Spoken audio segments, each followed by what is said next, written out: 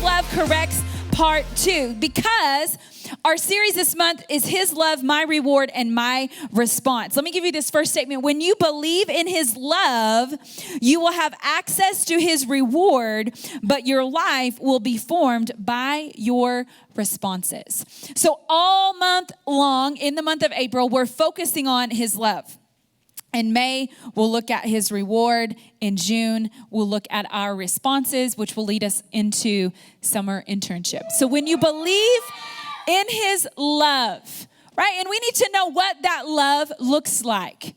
And so we started looking at that last week. When you believe in His love, you will have access to His reward, but your life will be formed by your responses. Say, I'm a believer. I'm a receiver. So, how many of you guys have ever tried to love somebody? Have you ever gone in for a hug and they're like, no, like they're mad? Yes. That's the worst, right? It's like, what's your actual problem? It's not like there's a line here of a bunch of people that want to hug you. You should take this. Unless you're crushing and then stop touching people. Okay, when you believe in His love, when you believe in His love, when you believe in His love, write down Hebrews 6:10. The Lord corrects those that He loves. So we said it last week, love is correction, correction is love. Love is correction, correction is love. Hebrews 6:10. That whole chapter, Hebrews chapter 6, such a great chapter. Excuse me, Hebrews chapter 12. It's Hebrews 12:10. I apologize. I told you wrong. It's Hebrews 12:10. That whole chapter, Hebrews 12:10. Hebrews 12:10. He loves you, and it's revealed in the fact that He corrects you. Now, I want to give you one more statement, and then we're going to jump into it. This will tie us into part 1 to part 2. Part 1 last week. And I'm skipping around in my notes a little bit, just heads up in the back. Spiritual growth is not automatic. It requires truth, humility, and someone else's perspective. Just like we said, if you're on your way to Dallas, you're going to have to pass through Snyder. You're going to have to pass through Anson. You're going to have to pass through Abilene. There's some towns you have to go through in order to get there, right? And even if you're flying and you're faster, you're still flying over those areas, so to speak. Right? How many of you guys have made this statement before? It's like they keep treating me like a child. Have you guys ever said that? Have you ever considered that you're acting like a child? Do you know what I'm saying? Because I don't treat people who don't act childlike like children. But if you act like a child, I'm going to treat you like a child. Right? So you think your age equates to maturity. Age does not equal maturity. I know a lot of adults who are very immature. They're undisciplined. They don't have their priorities in check. They gossip. They're addicts. Age doesn't equate to maturity. Right? It has nothing to do with that. If you're going to get from being childlike to being mature in your faith, it's going to require humility. It's going to require someone else's perspective. And it's going to require the truth. And sometimes, what have we all heard? Truth hurts. What does it actually hurt, though? It hurts your flesh. It hurts your pride. It doesn't hurt your life. You should probably write that down. Truth doesn't hurt your life. It hurts your pride. And it hurts your flesh. The Bible says in Romans chapter 6, verse 8, that the carnal mind is at enmity against God. What does that mean? That means you are literally a walking war zone. Flesh versus spirit every day. It doesn't matter how long you've been saved. Think about Michael Jordan, for example. He was an incredible basketball player. But do you know that every time he stepped on the court to play a different game, that he had to be perfect. He had to win all over again. He couldn't go out there and be and especially, you remember they would do those series, several game series or even championships. It's you're playing the same team for 7 games or whatever. It's it doesn't matter that they beat him yesterday. You got to beat him again.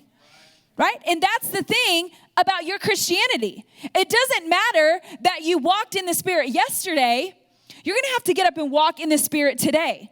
Walking in the Spirit is walking according to the Word and not walking according to the world. Your flesh walks after the world. What does the world say is popular? What does the world say I should do? And now, y'all, it should be easier now more than ever to walk after the Word. Because when the world's telling you that if you got a wee-wee, you're not a boy, they've lost all credibility with me. Do you know what I'm saying? Like, it's easier now. Like, they're not even subtle. Do you know what I'm saying? So if you're still, like, feeling pressure by a world that's, like, that messed up, come to the altar. Oh, come to the altar. Like, at the end, I'm just saying. Because at this point, like, that's just wild. Okay, so walking after your flesh is walking after what the world says you should do. Walking after the Spirit is walking after what the Word says to do. And if you're going to grow into that, look at this verse, 1 Corinthians 13:11 says, when I was a child, I talked like a child. I thought like a child. I reasoned like a child. Now that I've become a man, everyone say a man. I'm done with childish ways, and I have put them aside. So write this statement down. If you're going to get from here to there, meaning from immature to mature, you're going to have to put some things away. You're going to have to do that. I can tell you what to put away, but you still have to put it away. If you're going to get from here to there, what's here? Where you are right now? What's there? The plan that God has for your life? It's not automatic. It's not automatic any more than graduation is automatic. I mean, it might kind of be. But for the most part, you got to show up. You got to do a couple things, right? Spiritual growth is not automatic. Just because you graduate youth group doesn't mean that you got it. It doesn't mean that you got everything you needed to get, right? You choose that. How? By having someone else's perspective. If you didn't need a teacher, God wouldn't have given you teachers. People are like, I don't need church. They don't want accountability, right? It's not about need. It's about what God's plan is. And actually, the people that actually think they need it the least are the ones that need it the most. So if you're going to get from here to there, you're going to have to put some things away. Now, let's just go through memory lane really fast. And you guys already kind of did this. But if it's 2012, which top 2 toys did everyone want for Christmas? Okay? In 2012. Was it A, Angry Birds and Hot Wheels wall track? Angry Birds and a Barbie dream house? Hot Wheels wall track and Lollapalooza silly hair? Listen. Ask me if I care. Or is it D, Hot Wheels wall track and Wii U? What is it? Okay, well, let's just tell you.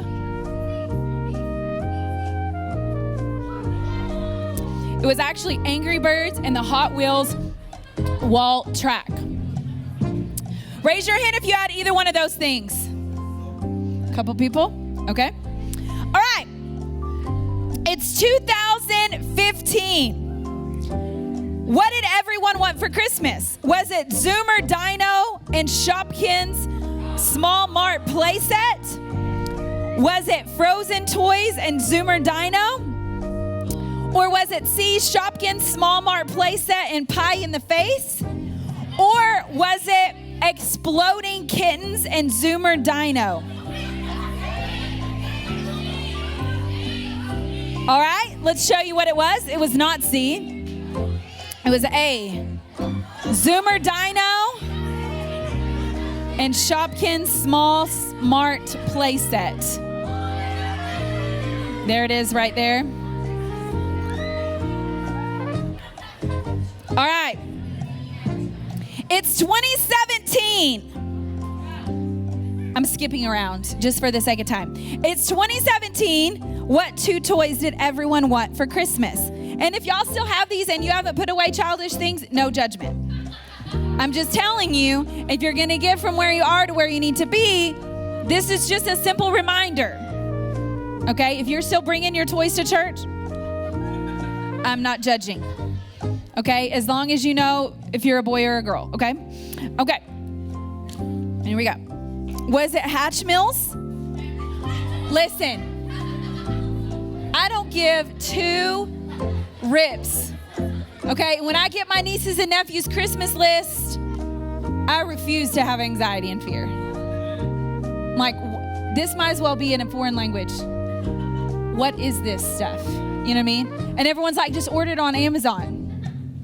You know what happens when you order stuff on Amazon? Exactly.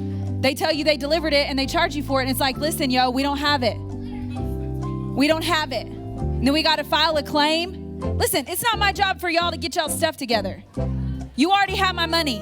I want my mannequin because I'm borrowing one from the model.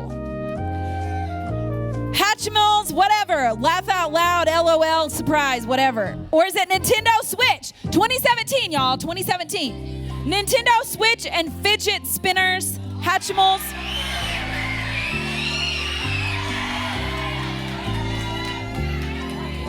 Wow. Wow. Y'all, that fidget thing, we did. We got our youngest nieces and nephews, 2017. I don't have a spirit of fear, but those GameStop stores, that ain't right. I'm like, I'm the only one in here that looks like I've washed my hair in like a month and showered. Ephesians 4.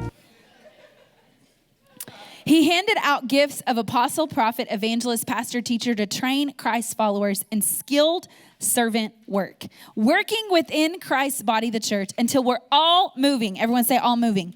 Rhythmically and easily with each other, efficient and graceful in response to God's Son, fully mature. Everyone say fully mature. Fully mature adults, fully developed within and without, fully alive like Christ. No prolonged infancies. Has anyone ever said, you need to grow up? Right? That's your job to do that. What's it going to take? It's going to take humility. It's going to take the truth and someone else's perspective. God gave these gifts to the church. Why? So that you could grow up. He said, we'll not tolerate babes in the woods. Small children who are easy prey for predators. Way easier to kidnap a kid than an adult, right? Because they're more vulnerable. The enemy has a way easier time when you choose to be spiritually immature than if you decide to grow up, right? God wants us to grow up, to know the whole truth and to tell it in love, like Christ in everything. We take our lead from Christ, who is the source of everything we do. He keeps us in step with each other. His very breath and blood flow through us, nourishing us so that we will grow up healthy in God and robust in love. So ultimately, and I already said it, but it'll be on the screen, if you could get there on your own, he wouldn't have given you teachers.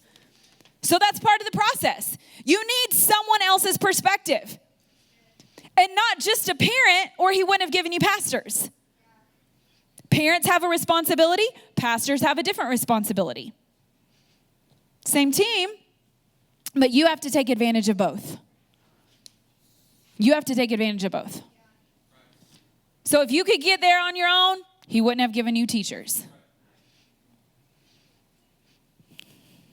I feel like I'm rushing tonight, you guys, and I apologize. It was like our preliminaries were fast, and I know I'm dunking people when service is over, so I'm trying to be mindful of the time and not turn this into a 35-part series. That's for another thing that I do.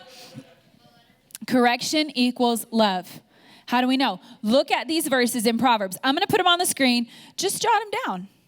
Look over them. Make sure they're highlighted in your Bible. You're not going to have time to turn to them, but look at how many there are, because there's a lot. If you weren't with us last week, you may want to check that message on the Choose Life app, because we evaluated for ourselves how we handle correction. Super hilarious. Little blamers, little criers. I mean, our leaders literally did Oscar-worthy performances on that. Trish was like in it. She was sweating like the whole thing. She was mad. It was a thing. All right, here we go. Proverbs 13:24. A refusal to correct is a refusal to love. Love your children by disciplining them. That's why I'm going to tell you the truth, even if you make me your problem. And there's a lot of people who have a problem with me. I don't have a problem with you. I love you.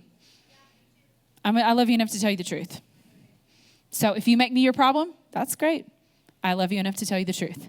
Proverbs 12:1. If you love learning, you love the discipline that goes with it. How short-sighted. Meaning you're not going to finish your race if you don't embrace correction, because you need it in every season. You're not going to graduate from high school and be like, I'm done getting correction. You need correction until you see him face to face. Proverbs 19:20. Take good counsel and accept correction. That's the way to live wisely and well. It is not going to go well for you if you are disobedient. It is not. It is not going to go well for you if you are disobedient. It's just not. If you're a hider, if you're a liar, if you're a cheater, it's not going to go well with you. Proverbs 10:17 says, the road to life is a disciplined life. Ignore correction and you're lost for good. See, if you're going to get from here to there, you got to stay on track.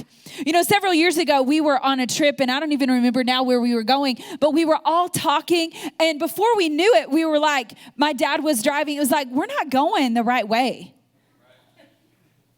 Literally, like we were all talking, like no one's paying attention. How long? I mean, we probably went 45 minutes out of the way, right? Every decision that you make is either keeping you on track or taking you off track. And sometimes you may not see it.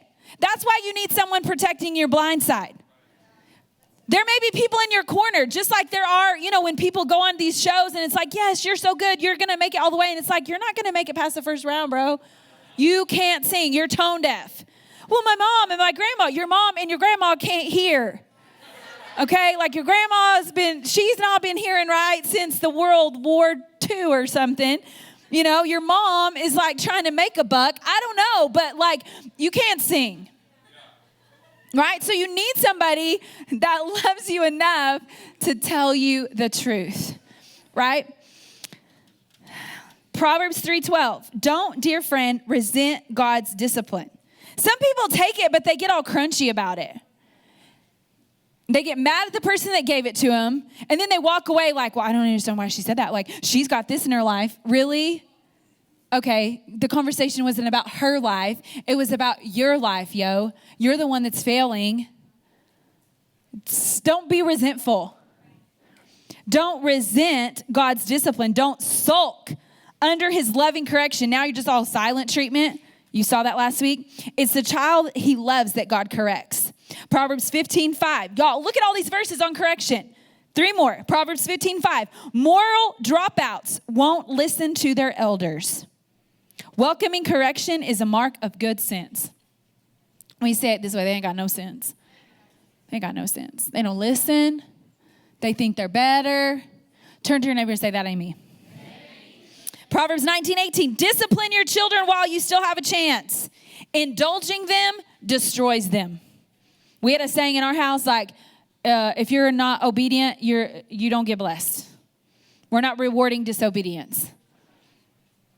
Well, they would act better, but their dad ain't got nothing to do with it. Listen, there will always be factors, there will always be triggers, but your patterns prevail. What you do every single day is going to either produce death or life in your life, regardless of what other people have said or done. Proverbs 19:20. Take good counsel.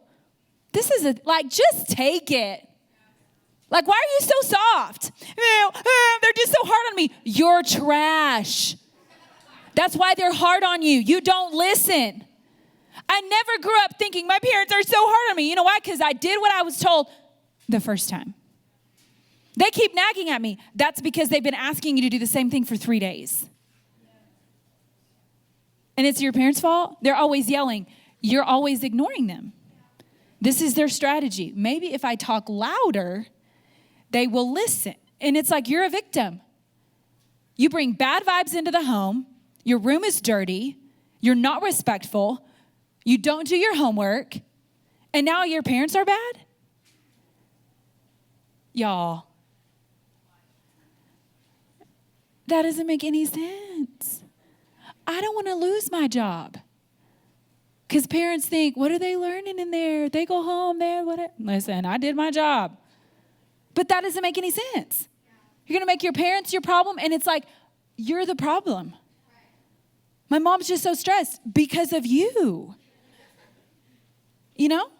You like, it's work, it's my dad. Your dad is stressed because your mom's stressed, and your mom's stressed because of you. And then now it's their fault that you're not organized, that you don't do what you're told. Take it. Take good counsel and accept correction. That's the way to live wisely and well. 5 things. Don't be childish, number 1, in your priorities. It's just childish. Kids don't have any priorities. They don't know what time it is. They don't know what day it is. You think babies care that in the middle of the night you haven't slept? Count the cost. I'm just saying. I like my sleep. And listen, when my dog starts acting cray-cray, I'm like, listen, I'll put you in a pound so fast. You're going to lay here and you're going to sleep and you're going to hold it. You can go to the bathroom when I say. She's a good sleeper, y'all. Because I've trained her. Pastor face dog, be getting up at 6 and 7. No, we're not doing that. We're not doing that. You get up when I say. And on Saturday, you may have lost half a day. That's just facts. That's my day, y'all.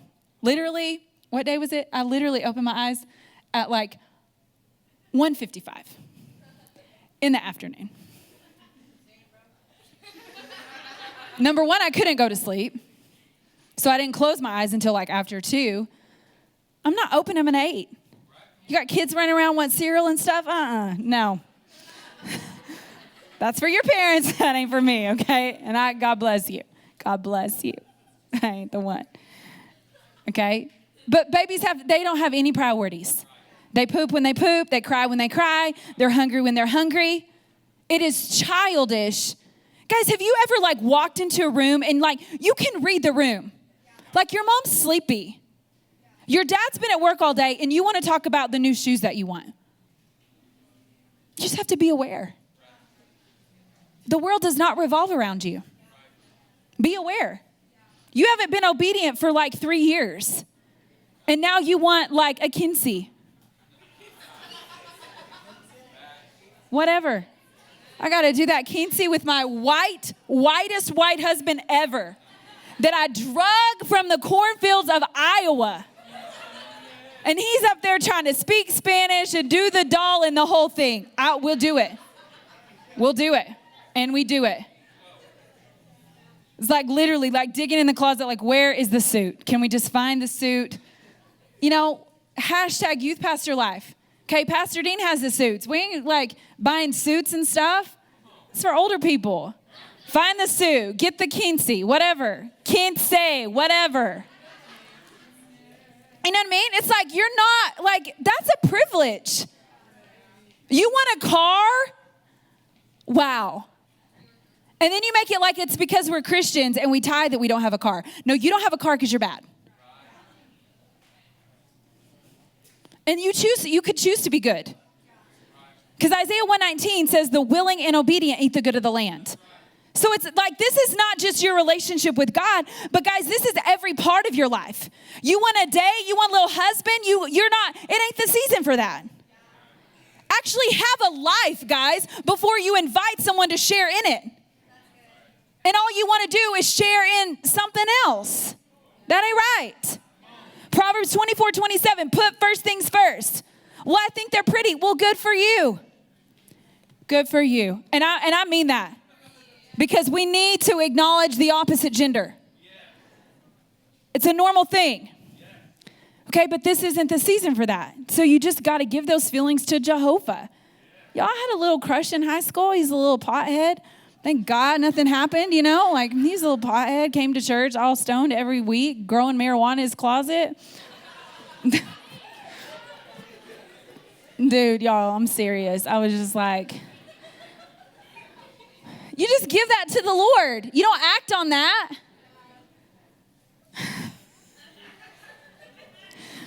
I saw him years later after I'd already marry me, marry me, marry me, marry me, say yes. So Greg's already in the picture, right? And I move home, and this guy's still around here. And he shows up one day at 8:10. He works for this company that we use. And so low-key, Heather comes in. She's like, so-and-so's and I was like, dude, shut my door. I'm not coming out till he's gone. That would be so weird, right? Because at least he had the decency to not take advantage of me and know yo, I'm not dating the pastor's daughter. I got marijuana in my closet. I'm nah, it's not going to work. You know what I'm saying? You're going to have little crushes. I look back now and I'm like, your taste was trash. And that's kind of why I want you to just hold off.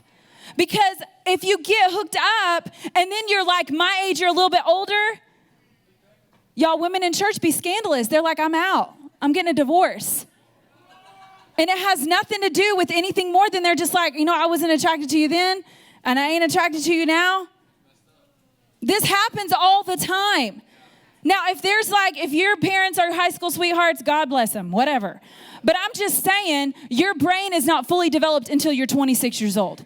Just stats out there will tell you that if you're not even saved, if you get married in your late 20s, divorce drastically drops stats. Drastically. Just give yourself time. Don't be perverted. Don't be isolated. Have relationships. But look what this verse says. Put first things first. Prepare your work outside and get it ready for yourself in the field. And afterward, build your house and establish a home. It's childish. Those kind of believers, those kind of teenagers that come in youth group like that, they're all crushing and got this whole double life. Pastor Charity this, standing on the worship team, hallelujah, out there banging folks and stuff. They're not going anywhere. That doesn't end up well. Do you understand what I'm saying? That's childish. That's spiritually immature. You think they're going to have a solid life? No.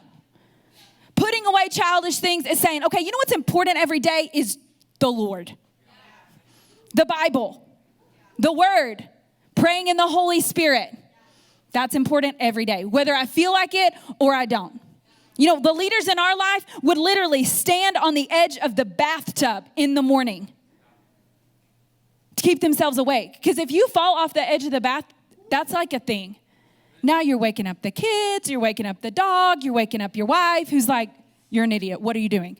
Why are you standing on the edge of the tub reading your Bible? Because he didn't want to fall asleep.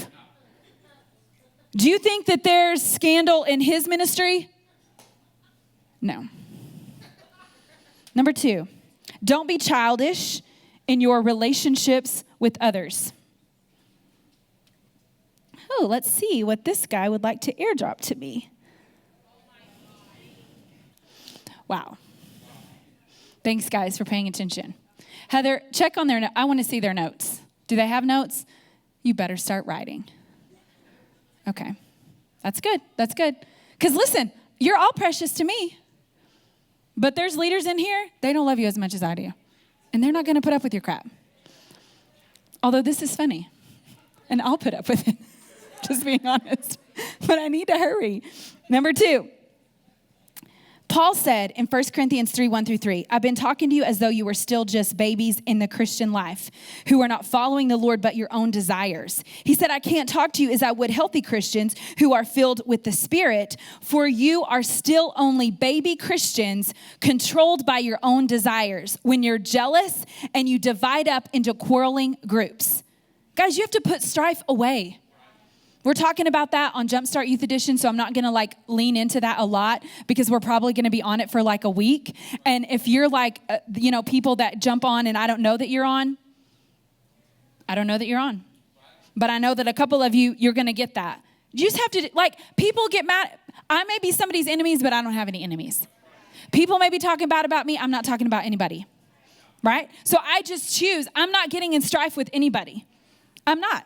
I'm not getting strife. We need to talk about things. We need to work some things out, but we're not doing this. They're mad at me, and now we have these little cliques, and like, oh, I don't speak to them because they're like, you know what? Normally the people who are like, well, they're just going off track. You're going off track, bro. Because when you judge others, Matthew 7:1-2 says you're wrong. Right? How did you know they were going off track? Because you saw them on the road. No, we're not doing that. You have to put away childish things in your relationship with others. Just work stuff out. Hey, I heard so-and-so told me that you were talking about me. Like, let's fix it. You can't fix things with people who walk away and who don't talk to you anymore. But here's the thing. Like, if they walked away, they didn't want you. So why am I going to feel bad? Why am I going to feel bad? If you don't want me, that's all good. Someone else does. Number 3, being selfish. Isn't that what babies are? Just selfish. It's all about them. You know, you're in a public place and they're just crying. Y'all, that's the worst. And I'm like, does the mom know that there's a problem with the baby? Like the baby's screaming. You're on an aisle over and you go to the next aisle and she's like shopping. I'm like, there's a problem with the baby. Like the baby's screaming. Like I'm trying to enjoy my shopping experience. Something's wrong with your baby. Just totally tune them out, right? Like, I'm done with that baby right now. Like, I know it's screaming, but I'm not doing, I can't with that, right? People are just selfish. It's all about them. Well, I don't like that. Nobody likes me. No, the reality is you don't like anybody. And so it makes everybody feel uncomfortable and awkward around you, right? Just write down the reference, James 4:2-3. I'm going to give you 2 more because I don't want to do a 12-part series on, I'm already getting a bad rap for this. Number 4, put away childish things by not running your mouth. Gossip is childish. James 3:2 says that if you bridle your tongue, you're a mature person. Have you ever been around somebody that's like, you know, well, I just think, okay, shut your mouth. You know? Just because you think it, and you may be right. There's been times where I just low-key had like a little, something. Keep my mouth shut, right? It's going to happen. It's going to work itself out. I don't need to say anything. If you put your mouth on it, you put your life on it. Why do you want your life on that? Right? So you just don't talk about things. You just don't talk about things that are fun. Talk about things that you enjoy. Talk about the word, right? Don't talk about bad. That's why I don't want to be on social media. And then it was like, did you see so-and-so? They were wearing this. I was like, why would I want to see that? And why don't they ever dress like that when I'm around? I'm not trying to do that. Well, they posted this and that. That's all childish. That's all nonsense. Number 5, put childish things away by not complaining. Guys, you got to put complaining away. Just negative. You know, those of you that have traveled with us, you go places and it's like, okay, this food's not good. You know? Like, just eat the food or sit there and pray. Like, you know, it's not pleasant. Nobody wants to be around you. Like, we're all in this together. Like, we're all starving. So why do we need your play-by-play? Just go write in your journal. Write in a diary. You know? Just don't complain about stuff. That just creates like a negative vibe. Do you know what I mean? If you don't like it, just throw it away. If you're going through a hard time, go through it. Just go through it. The word of God will get you through it. Right? I remember years and years ago, I was with my in-laws and there was like the worst storm ever. Like you were not to be on the road. You were not to travel. Literally one of the worst storms in Colorado ever. And if you guys are doing bad things in this section right here, I'm just telling you, he goes from 0 to 180 like super fast. Super fast. Dude, we get in the car and his dad's like, we're going. And his mom's like, no, we're not. And his dad's like, yes, we are. And I'm telling you, we drove across that storm. We're like the only people on the road except when we weren't and everybody else had pulled over. You know what I'm saying? Like we get to Denver and everything's closed. Everything's closed, right? That was a hard trip, right? You might be going through some stuff, but complaining about it is not going to get you through it. Worrying about it, because I'm telling you, his mom was crapping a brick. Do you know what I'm saying? Like she is not in a good place, but he just kept going. There might be things in your family right now that are awful. Complaining about it is not going to make them better. There might be just things in your own heart, like frustrations, fears, whatever. You just keep going. You just keep doing what you know to do. Complaining is not going to make it better. This is what kids do. Kids complain. Kids are selfish. Kids get in strife. Kids don't have good priorities, right? You decide if you're going to grow up or not. We'll give you the tools, but you can't be mad because you didn't end up in Dallas when you took all these wrong turns, because you're literally in the driver's seat of your own life. I want you to bow your head and close your eyes.